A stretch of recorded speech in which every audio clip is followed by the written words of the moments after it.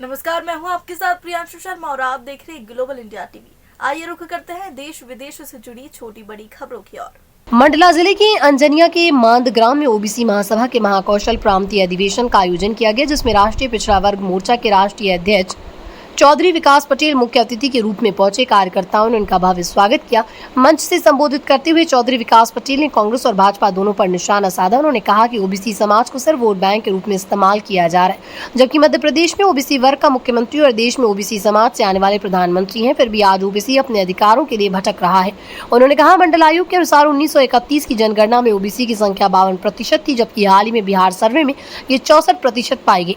अगर देश भर में जनगणना कराई गई तो ये आंकड़ा 60 से 65% तक पहुंच सकता है। इसके बावजूद ओबीसी को केवल 27% आरक्षण दिया जा रहा है। इस अधिवेशन में कथावाचक Devika Patel, Raja Ram Patel, advocate CB Patel, advocate Sanjay Chaurasia सहित ओबीसी समाज के हजारों कार्यकर्ता शामिल रहे।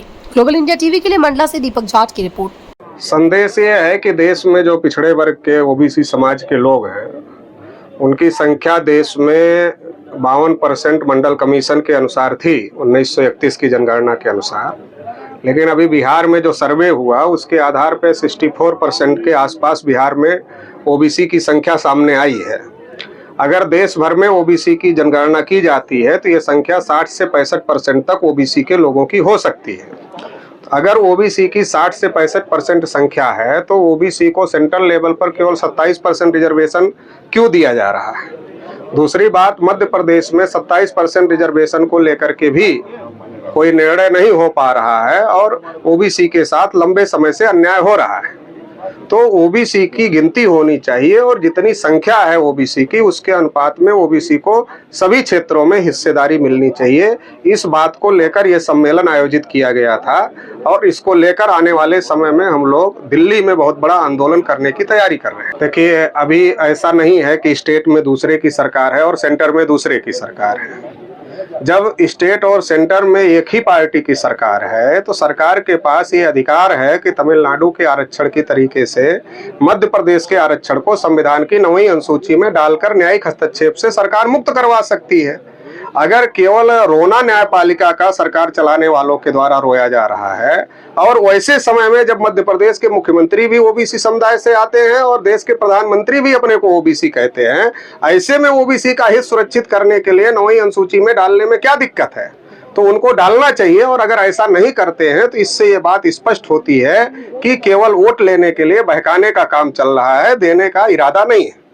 आगे का अभी 6 अक्टूबर को हम लोग निजीकरण के खिलाफ और जिस प्रकार से शिक्षा का बाजारीकरण हो रहा है, स्कूल बंद किए जा रहे हैं, रिजर्वेशन इम्प्लीमेंटेशन नहीं हो रहा, ऐसे तमाम मुद्दों को लेकर 6 तारीख को दिल्ली के जंतर मंतर पर हम लोग आह्वान किए हैं। लाखों लोगों को वहां आमंत्रित किए हैं। तो बड़ा प्रोटेस्ट 6 तारीख को वहां होने जा रहा है दिल्ली में।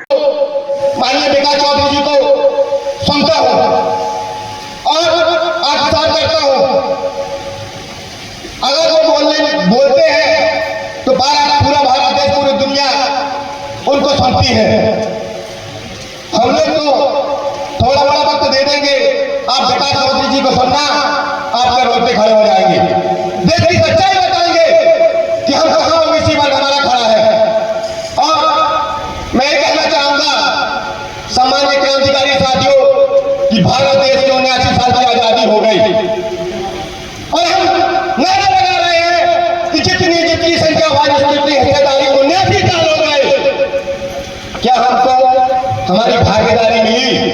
बाबा साहब अम्बेडकर ने हमें अनुच्छेद 340 दिया, जो ओबीसी के बच्चों को संख्या के हिसाब से नौकरी में जाना था। हमारे ओबीसी के बच्चे 6% वोट की नौकरी में गए।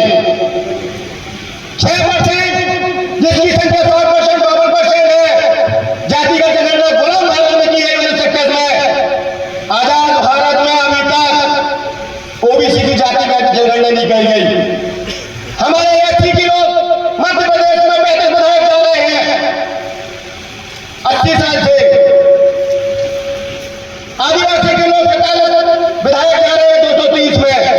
इसके बाद में हमारा SC ST का बड़ा निशान है। आदिवासी